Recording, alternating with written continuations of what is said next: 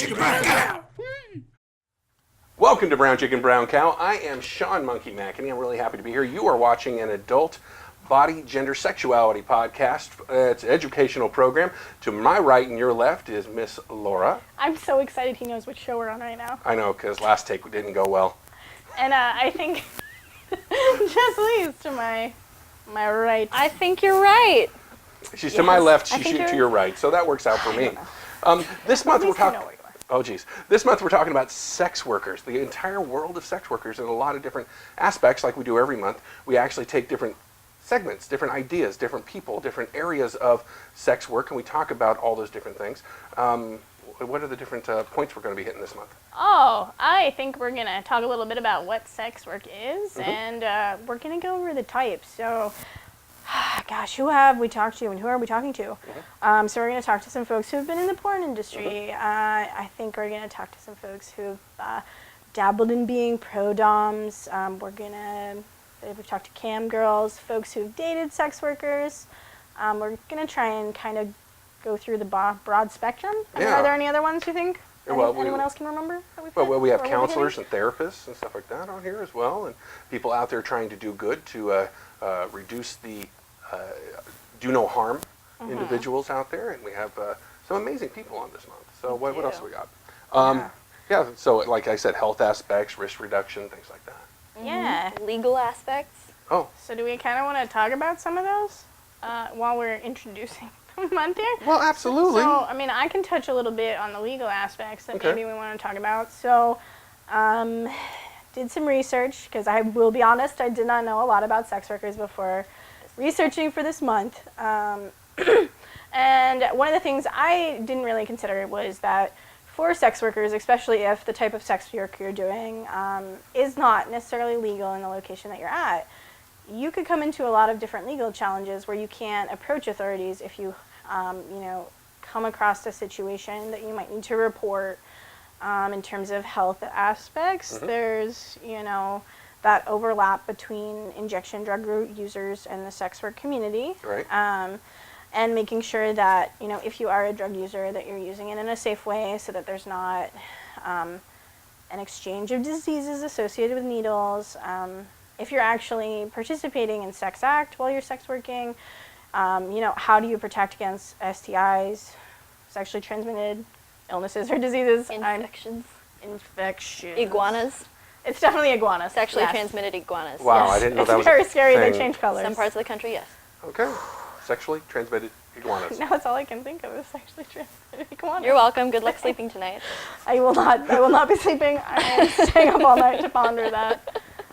And I think that leads to the risk reduction. So how do people as sex workers, or how can we as the general public help sex workers reduce some of the risks they have in their everyday lives? So I think that's definitely something we're talking about. I think another thing we were going to touch a little bit on is, what is consensual sex? Somebody please define that for me. I don't know what it is. Sectional? Consectional? It's when you have consensual sex on a sectional. Yes. I wonder if anybody's done that recently. Our audience, some of them raised their hands. That's nice. That's good. That's not bad. Glad it's broken in. So we have a lot to learn about sex work today, and we're very excited to tell you all about the different things that we're going to be learning about. Yeah. Walk through some great stuff. Interesting term I was reading about. So whorephobia. Oh, this is crazy. Yeah. It's one of those interesting things where it's just not that people are scared of whores, which is what the roots of the word might lead you to believe. But it's that idea that people act out as a result of, looking down on or stigmatizing sex workers because of their trade. And I think we'll be talking about that a little bit at some point this month. Well, some of the dangers that are inherently involved, some of the people lashing out against sex workers, some of the things that sex workers have to do to protect themselves. I know we talked about that a lot. What do you do? Who do you talk to? Who do you call? Who do you putting out safety lines? That's what I was thinking The Ghostbusters. Too. Everybody definitely doesn't call it. I ain't afraid of no sex worker. Good. Yeah, exactly. We're already combating whorephobia. This is great. This is good. So I think another thing we also touch on is the overlap of, I guess, sex trafficking and sex workers, and how there's, that might be something that occurs. So for people who don't know, human or sex trafficking is basically like the modern version of today's slavery, where someone's coerced or kidnapped and forced to, basically, if in the case of sex trafficking, be a sex worker or do sexual acts to survive or to continue on with their life. And so we'll be talking a little bit about that. On a serious note, I know we were just joking and it got really dark in here all of a sudden. Well, no, there's also a misconception of some sex work that people think are sex trafficking, right? They really aren't. I think we're going to get through some of that as well. Yeah, definitely. I think that's the plan. Yeah. So we've got a really great lineup of guests, and we're excited to talk about different kinds of sex work and learn some new things. Oh, jeez. Are you Are mugging? we posing? Oh, I'm sorry. No, learning. this is just how I exist naturally. Oh, sorry, didn't know. Here, let's do it for this guy. We're learning new things. My chicken doesn't have a chin. Oh, no chin on a chicken. Use this cow too. Thank I you. suppose also. It's very important. So shall we get started soon? I think we shall. No, I think we need at least 5 more minutes with this cow.